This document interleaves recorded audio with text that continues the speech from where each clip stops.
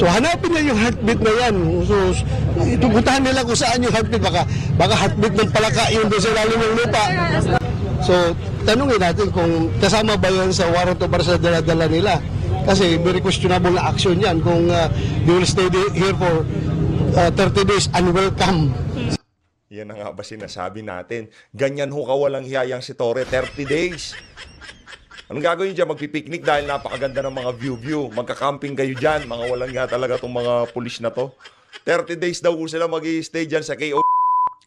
Yan ho ang napakatapang na tanong nitong si dating Chief PNP Senator Bato de la Rosa dyan kay General Torre. Nasa ilalim na ba ng batas militar ang Davao City?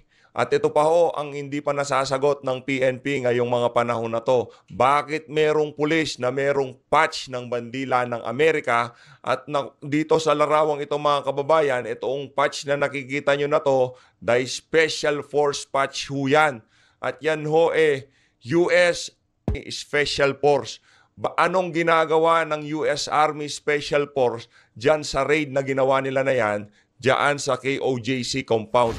Mga kababayan, ay naasahan na ho natin na talagang sunod-sunod na ho ang mga magsasalita dito sa pang-aabusong ginawa na to ng PNP sa mga miyembro ng KOJC. Wala ho tayong problema sa pag-serve ng warrant. Mabilisan lang ho pala. Disclaimer, hindi ho tayo miyembro ng KOJC. Ha? Hindi pa ho natin na-meet itong si Pastor Kibuloy o sino mang opisyal o abogado ng KOJC. Dito ho tayo mga kababayan para sabihin, para iparating sa gobyerno nitong si Marcos Jr., mali ang ginagawa nilang pang-aabuso sa mga miyembro, sa mga inosenteng miyembro ng KOJC. Pero bago ho natin panoorin yung mga punto de vista nitong si Senator Bato de la Rosa, kaugnay nga dyan sa napakarahas na pagsiserve ng warrant ng kapulisan dyan sa compound ng KOJC, kung bago lang ho kayo sa PH Update, isang like at isang subscribe lang ho. Sobrang saya na ho natin dito. At kung gusto nyo kung kayo ang pinakaunang makakita sa ating mga bagong upload na video, i-click nyo lang ho yung join button para makasali ho kayo sa ating community. Heto na nga mga kababayan, marami hong nagtatanong ngayon sa ating mga kababayan, ano ho ba kaya ang sasabihin nitong si Senator Amy Marcos kaugnay dyan sa nararanasang panggigipit ng KOJC dito sa administrasyon ng kanyang kapatid. Nakita ho natin ang post nitong si Mama Crescent. Ang sabi ho niya, blood is thicker than water. Frozen asset is more valuable than friendship. Tama ho, kuhang-kuha nitong si Madam Crescent. Kuhang-kuha ho niya kasi kung talagang kaalyado ho yan, ngayon pa lang ho, lumilitaw na ho ang kulay nitong si Senator Amy Marcos. Take note, bumibira tayo kay Senator Amy dito sa PH Update. Di ho natin kinakailayan. Bumibira ho tayo, inaaraw-araw ho natin yan hanggat maaari. Kasi mga sinungaling ho yung pamilya na yan. Kaya wala na ho talagang dapat na maluklok na Marcos sa anumang pwesto sa pamahalaan dahil perwisyo ho yung pamilya na yan. Pero yung KOJC, yung SMNI, oo, nagpapahaging sila pero hindi ho nila direktang binabanatan itong si Senator Amy Marcos. Pero dito sa pangyayari na to, ano ho kaya ang tayo nitong si Senator Amy kaugnay sa nararanasang pang-aabuso nitong mga miyembro ng KOJC? Hindi na po si Pastor Kibuloy kasi hindi naman nila nakita. Ang nasasaktan lang naman sa ginagawa ng kapulisan na to, yung ordinaryong mamamayan na miyembro ng KOJC. Yun ho ang bottom line dito. Kung galit kayo kay Pastor Apollo Kibuloy, wala ho akong pakialam. Ang atin lang ho dito sa PH Update, dapat spare nitong mga kapulisan na to yung mga inosenteng miyembro na nakatira doon sa mga ari-arian ng KOJC. Yung mga residente doon sa lugar na yon. Kaso mga kababayan, sobra-sobrang panggigipit at pang-aabuso ang ginagawa ng kapulisan na to. Yun lang ho ang concern natin. Yung siniserve nilang warrant, by all means, iserve nyo yan, walang problema. Hanapin nyo itong si Pastor Kibuloy. Pero pagka meron ng nasawi, nasaktan na ordinaryong Pilipino na kasapi lamang ng KOJC, nasaktan siya dahil sa kadahilan ng kasapi siya ng KOJC, ibang usapan na ho yun, no? Ang sabi pa ho nitong si nitong si Ma'am Crescent, usapan natin dito sa kubol if Senator Amy R. Marcos doesn't issue a strong statement by today on what happened on the KOJC, she's done. 2 years na hinahayaang maging spy. Kaya nga, yan na nga ho ba sinasabi natin. Tayo ho dito, sigurado na ho tayo. Noon pa lang binabanatan itong si VP Sara, ang lalabnaw ng kanyang mga tirada, yung kanyang mga parinig. Kaya nga, di ba tinawag na senator parinig yan? Kasi wala akong ginawa yung ali na yan kung hindi magparinig. Ha? Paano niya babanatan itong administrasyon ni Marcos Jr.? Kasama ho siya sa senatorial slate ng bangag niyang kapatid. Ayan o mga kababayan, malinaw pa sa sikat ng araw. Ano talaga yan, long shot, hihintayin natin na magbigay ng, malamang magbibigay siya kaso malabnaw. Yung tipong yung mga kaibigan niya sa KOJC, yung para lang may masabi siya, para lang masabi na kinundi na niya. No, na yung ginawang pang-aabuso, yung ginawang pagsalakay ng kapulisan na yan para ma-serve lang ang warrant nitong si Pastor Apollo Kibuloy. Tayo dito sa PH Update, wala na to tayong inaasahan dyan sa ali na yan dahil panigurado ho naman na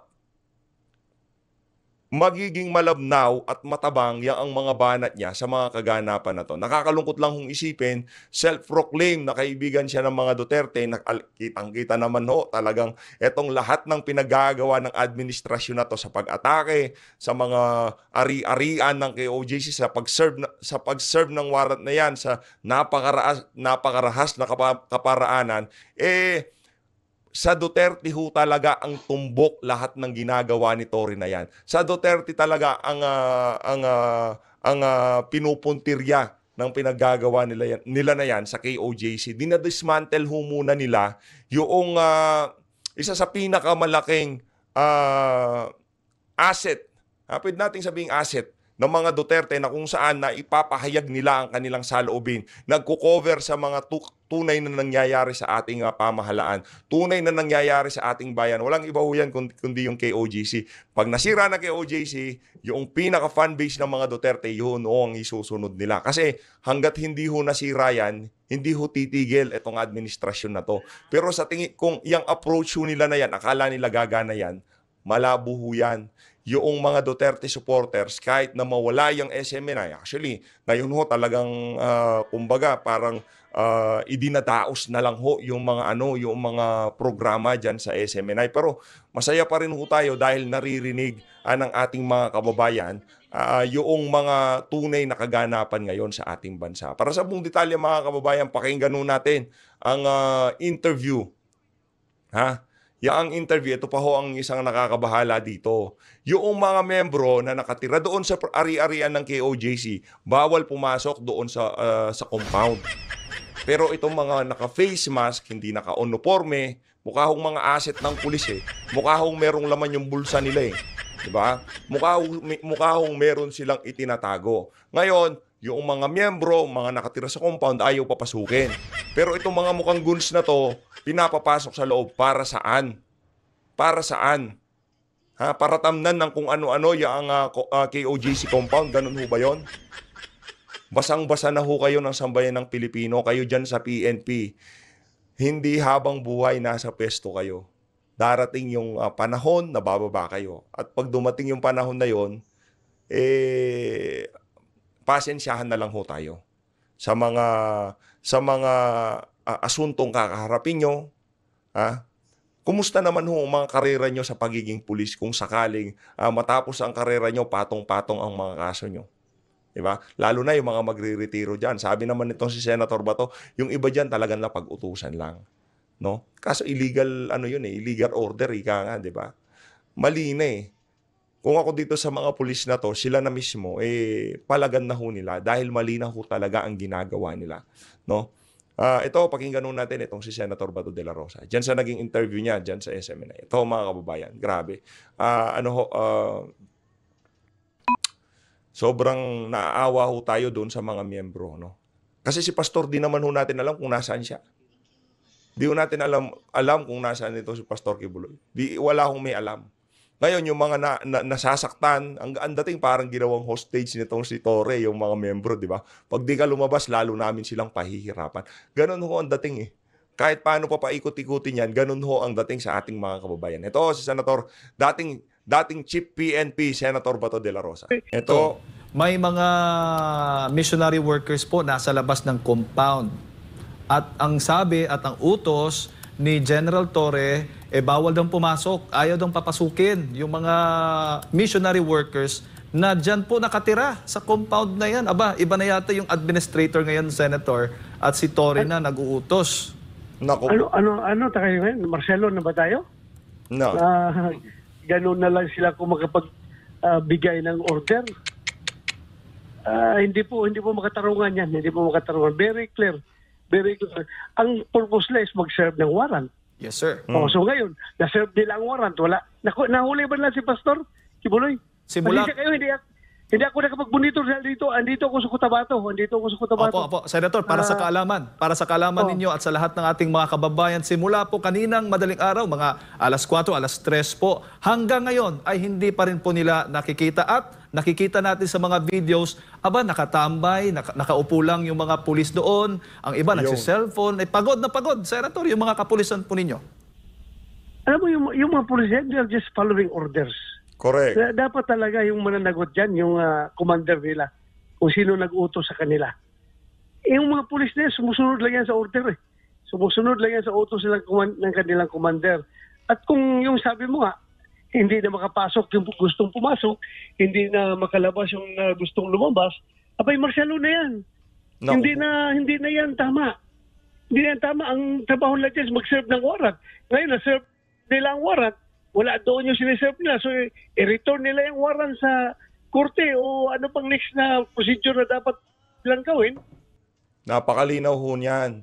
Illegal na ho ang ginagawa nitong si Torre at ng mga kapulisan na nagpahiga-higa dyan sa compound. Mali na ho yan. Kung hindi nila nakita si Pastor, dapat aalis na ho sila kagad. Hindi sila yung magtatambay-tambay dyan. Yung ang dating ho talaga parang hostage ang nangyari. Yung mga miyembro, ipapakita kay Pastor na nahihirapan yung mga miyembro, kaya lumabas ka sa ayaw at sa gusto mo. Parang yun ho ang signal na gustong i-send nitong ginagawa nitong sila Torre. At ilisanin nila yung lugar. Bakit? Binayaran ba ni Torre yung lugar na yan at Naku. siya na pumamayari? Naku po. Hindi naman siguro tama yan. Oh. Yan Torre hindi ka nagmamayari. Binili mo ba yung KOJC compound ngayong ayaw mo umalis dyan? Dating Chief PNP yan nagsasalita, dati mong boss yan. O yan sa tama lang sinasabi ni Senator Bato. Ayusin ho kasi natin. Hindi tama yan. As I've said, dapat kung lumabag sila sa kanilang police operational procedure, may pananagutan sila. Anyway, recorded mo kaya niyo lahat ng mga pangyayari dyan. Yes, sir. Dapat ni-record ninyo at gamitin yung ebidensya yan sa korte. Opo. Gamitin yung ebidensya sa korte. Senator, meron pang isa. Dahil batay doon sa mga videos and photos na nakuha po ng mga missionary workers dyan po sa KOJC, may ilang pulis din na naka-uniforme pero yung patch na nakalagay hindi po Philippine flag, American flag, Senator. Ito Naku ba po. ay normal na proseso? Nagkakamali lang ba minsan yung mga pulis pag ganyan pong mga operasyon, lehitimong operasyon? Ano ba? Paano sila? US Army? O ano sila? US Police? Dapat kuha nyo, recorded nyo lahat yan mga pangyayari na yan para gawin ninyong ebidensya talaga. Hindi tama yan. Bakit sila mag-suot ng flag ng Amerika? Kung sila ay Pilipino, sila ay Philippine National Police. Hindi tama. Oo. Kaya nga po, Senator, nararamdaman ngayon ng mga taga-KOJC para silang hino-hostage ng kapulisan. Kailangan sigurong si Atty. Torre may ginawa na bang hakbang? Meron na po. Dapat Opo. pumunta kayo sa korte para kuha kayo ng court order na paalisin sila dyan. Hindi man sila bumayari dyan. Pumasok sila para mag-serve ng warrant. Opo, Senator. Ngayon, wala yung subject of the warrant. O bakit pa sila mag-standby? Hindi man binili yung property niyan. Actually, That's illegal entry. Illegal entry. Ano pa bang dapat pananagutan nila dyan sa batas? Bakit na inoccupy yung lugar Illegal entry ho Illegal entry. na hindi kanila?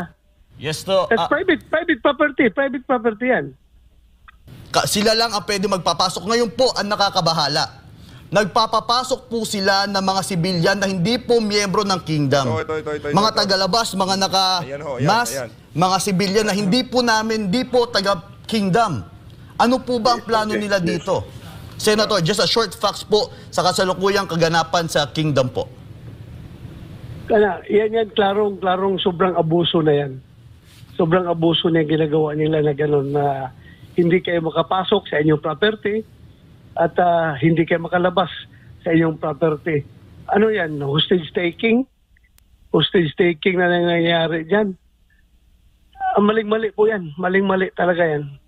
Ayun, kakapasok ko na balita. Nagpunta na itong si Senator Bato de la Rosa dyan sa Kingdom. Panoorin ho natin to mga kababayan. Kawawa yung tao. Ako rin, maawa rin ako sa inyo. Walang awa ho yang si Torre, walang awa. Mga anak ko yung mga pulis niyan eh. Kung may mangyari sa kanila. Ito mga kababayan ko. Walang. As I've said, I'm not here para i-stop yung trabaho niyo. Dito lang ako para tingnan na sana wala na masaktan, lalo na may namatay. Di ba? Ay, ikaw ba, ayaw mo rin naman talaga na may mamatay rin. Ano ba sa'yo? Ayaw mo rin may masaktan. Yun lang. Kaya dito ako ngayon. So, tingin mo. Pag ho kaya natutulog itong si Torre pagkagabi, naiisip ho kaya niya na tama pa ba itong ginagawa ko? Di ko kaya siya napapaisip ng ganun. Di ko kaya siya nakukonsensya.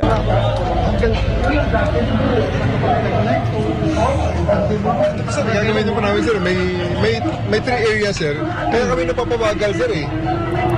May mga 3 buildings kaming gagamitan yun, sir. Trouble ko yun, sir, heartbeat detector. Heartbeat detector. Ano, sir, 30 feet yan, sir, kuha. Meron pa kayo namumulito? Meron pa sa ilalim? Meron kaming information. Ha? May information. Hagdanan, sir, eh. Mga hagdanan, ayun, no? So, sana po siya. Ginawa na, gawin natin yun para It may take, ayun nga, sir, magagulo, sir, eh. Napakagulo kanina, sir, na kung nakikita naman, sir, naka-record naman sa SMNI. Ikaw nang gugulo, Torre, ikaw nang gugulo, hindi napakagulo, ginugulo nyo. Ayaw man nating gumawa ng reaction video, marami yung nagchat-chat sa mga kasama natin, sa mga kaibigan natin, na sobra-sobra na ang ginagawa nitong mga kapulisan dyan sa Kingdom, dyan sa pagsaserve ng warrant na yan. Kitang-kita nyo naman ho mga kababayan. Kaya kung di ho tayo masyado nagsasalita, intindihin nyo. We just, ang gusto nga sana, sir, yun, narinig nyo siya. Meron silang heartbeat pa na sinusundan. Gusto nilang hanapin. At ngayon, anong balak niyo? Pag gagawin nila yun, haharangin niyo? Actually, sir, nag-usap na kami kanina. Nag-usap na kayo? Before kami nag-usap, nandito kami kasi request kami ng mga babae na magsama sa kanila. Pero may request lang sana sila na hindi na lang magsama si General Torre. Yung mga babae lang niya na mga ano. Hindi mo rin pwedeng bawalan kasi okay na siya. Siya commander eh, siya RT dito eh. Kaya ako rin yung RT. Gusto ko rin na on top of the situation ako. Kung may mangyari, nandun ako. Kasi ako sisihin eh. Pero okay naman ka. Okay siya. Hindi siya. Okay naman. Yung decision namin mamaya-maya, sir. Wala pa naman decision. Mas importante, may communication kayo. Usap kayo. Lagi po. Huwag kayo. Lang sana kung I don't know, ang klase ng radar. Hindi niya ngayon, gusto nila sa base, sa GMC. Sinasamahan man sila. Siyempre, kinukunan din namin ang kamera. Gusto nila, tapusin nila ngayon. Pero hanggat maaari, mawawala talaga sila dito sa compound. Matapos nila research ngayon, gamitin nila. Yung sinabi niya, 3 araw sila dito. Sila rin. Pagod rin yan. Hindi yan. Sir, natutulog na sila sa mga compound namin. Nangihi na gani diri sa mga Bermuda. Dinumihan na nila yung mga tapos sir, yung hangar. I'm not sure, nag-lock na sila doon. Nilock na nila, tapos pag may papasok, busasan nila. Ganun sila, sir. Nilock nila yung hangar, amin na yung hangar. Ganun po. Pero galing na sila sa search kanina. Huwag niyo putulin yung mag-usap tayo malaki. Ha? Hindi na niya ako blinak na yun, sir. Hindi na niya ako blinak. In-unblock ko na, sir. Nag-block na siya. Basta sir, kung gawin nila ngayon, Kabutihan ng lahat yan. Mag-usap kayo. paputo na sila dito.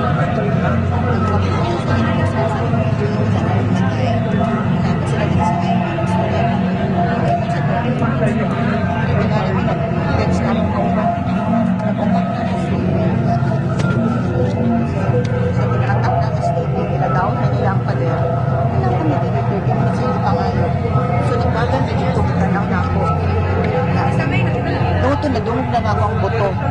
O ito, nag-negotiate kami dili pagsulod. Kaya namatay. Abot-abot ako sa nakaharang na po sila. Pang-atake na ito ulang. Ano yan ang sir? Mag-search sila, mag-search na ko dito. Hindi man may daga naman kasi na nagsulod. Wala man yung sila magsulod. Na-open na din ako tanan. Pero kanina ipan ani dito sa basta-basta sa Pagsubok lang yan. alam namin. You will survive. We will survive. Pagsubok lang yan. We will survive. We'll survive. We will survive. But the pain and the trauma and the death, hindi na yun magsasurvive. Correct. Yes, at muli nagbabalik Yun ho kasi yung masakit doon, yung nararanasang trauma ng mga miyembro ng KOJC. Meron pa rin excessive force na ginamit. So tapos na yung pagkuha nila, di ba? Pasok nila, nakikita ko ngayon mga pulis, as to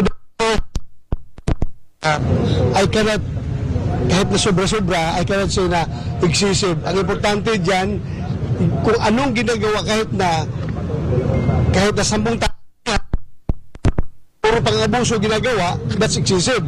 Pero kahit na ilang libo yan, kung walang ginawang masama, hindi na natin mag-question yung presensya nila. It's the padalhin nila. Ang importante kung anong ginawa. That's, So meron bang ginawa, sir? hindi pa ako nag-imbestiga. Mag-imbestiga pa ako nito. Ipatawag ko pa sila sa Senado kasi mahirap din kung basehan ko lang yung anong narinig ko dito, anong narinig ko doon, baka mamaya. Ito ho ang maganda sa mga DDS senator. Hindi ho sila kagaya nitong si Risa Hontiveros. Wala pong facts, wala pong mga ebidensya. Meron na hong verdict itong si attorney. Sabi daw 5 ang namatay. Ngayon pala isa lang, pero ilan ang nakuyapan daw na ilan 4, 5. So magkakaroon ng ulit ng hearing, sir, regarding Yes, may kakaroon ng hearing. Papataan. Pagkatuloy mo din to facilitate the negotiation between the police Well, and kasi in-interview ko kanina, tapos sinabihan ako na yung mga membro doon ng QJC bawal lumabas, bawal pumasok dito sa kanilang property. So that's my very concern. Bakit ganun? Kasi property nila ito eh. Hindi man ito pagmamayari ng gobyerno. Pwede mo silang bawalan na pumasok at lumabas. Dapat nasa konstitusyon natin yan. Yung freedom of abode, di ba? Freedom of movement.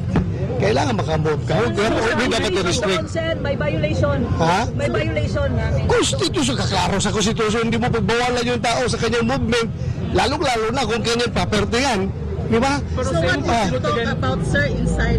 What did you talk about? Ano na pag-usapan, sir? Well, napag-usapan namin doon is that I am advising both parties. Si General Torre, Atty. Torion on the other side, at saka si Ma'am, yung head nila dito sa QGC, that mabuti nag-usap sila. At sabi ko, you continue your communication. Importante, mag-usap tayo, huwag nyo putulin yung communication nyo para meron kayong meeting of the minds palagi, hindi. Ibang klase ho talaga tong mga media na to, tatanong pa kung merong violation. Kaya nga mali nga ho yun. Yung pipigilan mo pumasok sa pagmamay-ari nilang lugar. Bawal ho yun. Yung walang komunikasyon. So I hope magandang development yan, nag-uusap sila. But they were put out, sir. Sabi ni General Torre, meron lang daw sila sinusundan pa ng mga heartbeat na may dala silang equipment na mag-determine ng heartbeat kung pinakamalala up to 20 meters daw sa below the surface. May namomonitor pa sila. Di sabi ko, sige, tapusin na ninyo para matapos na ito. Senator, Hindi ka na stop. ongoing pa negotiation nila? Wala naman, nagkaintindihan naman sila na Nagkaintindihan mag-pull out na ng... hindi, nagkaintindihan na tuloy yung kung saan yung hinahanap nila na mayroong heartbeat. So, gagawin na ngayon yan, and to be transparent, I advise them na kailangan both parties kasama, represented doon sa searching group na pupunta. Para, Are you advising Pastor Kibuloy to surrender as a senator po? yes, kasi meron naman warrant talaga galing sa korte. We cannot hide forever. So, at saka kawawa rin itong mga tao natin dito na nagsasakripisyo dahil sa kakahanap sa kanya. Yun lang naman sa akin. Kung ayaw niya, wala tayong magawa. Sir, walang intervention. It's his call. Sa akin lang, kung pwede. Tinanong mo ako kung pwede, mas maganda sana. Sir, walang intervention yung committee ninyo sa nangyari ngayon, sir? Meron nga investigation. Meron nga papatuloy ko nga yung hearing. Pagbalik ko sa Manila, patawag ko ulit ang hearing. Senator. Wala pa akong data kasi tinan ko pa yung secretariat ko kung saan ang available na room, yung availability. Sir, pero ano expected outcome ng investigation this time, sir? Yun na lang, in aid of legislation. Na naman, titingnan natin yung anong mga batas na dapat nating ayusin para hindi maulit yung Ang problema nga hindi na sinusunod yung batas, Senator Bato. ito. Pag sinabing implementation of service of warrant of arrest, dapat merong limitasyon kung hanggang saan. Kung execution of search warrant, dapat meron man yan, pero klaruhin natin ang gusto kasi Supportado mo naman yung mga KOJC member at si Pastor Kibuloy? supportado ko sila. Ang mga kababayan ko yan, yung mga taga-Davao yan. Kung nasasaktan sila, nasasaktan din ako. Sir, 3 months na po sila dito magsistay. Sabi sa akin ng mga police. Ewan ko lang, kung 3 months. Silang lutuan, sir. Pwede silang lutuan. So, tanungin natin kung kasama ba yan sa warrant o para sa dala-dala nila. Kasi very questionable na action yan kung they will stay here for 30 days unwelcome. Yan na nga ba sinasabi natin? Ganyan kawalang hiyayang si Torre, 30 days. Anong gagawin dyan? Magpipiknik dahil napakaganda ng mga view. Magka-camping kayo dyan. Mga walang hiya talaga itong mga pulis na to. 30 days daw sila mag-i-stay dyan sa KOJC compound. After the service of warrant, dapat withdraw na sila. Hindi lang occupy order na i-control nila itong area na hawakan nila. Ay ano yan, martial law na yung property, private property, kusa mo na lang kukunin. Sir, does this look like SOP of the PNP? What's happening right now? The standard... If I'm the chief PNP, this will not happen. I will make sure that the police operational procedure is being followed. Sampal sa mukha ni Marbil yun. Itong si Romel. Senator, natapos na kasi yung search nila kanina pa. Bakit babalikan pa? Meron daw silang monitor pa na heartbeat. Heartbeat. Sabi nila heartbeat na sa ilalim ng lupa. So hanapin na yung heartbeat na yan. So itubutahan nila kung saan yung heartbeat. Baka heartbeat ng palaka yun doon sa ilalim ng lupa. Baka nga naman heartbeat ng palaka yung nakita nitong si Torre. Ano ba yan? Heartbeat ng... After 13 hours na operation, wala pa rin. Masasabi ba natin ang pakyas kung sa Bisaya pa, Senator? Ako walang nahuli, pakyas. Kung walang nahuli, pakyas. Is this also a failure of intelligence, sir? Hindi accurate ang intelligence mo kung hindi mo nahuli yung target mo. Di ba? So failure. Okay?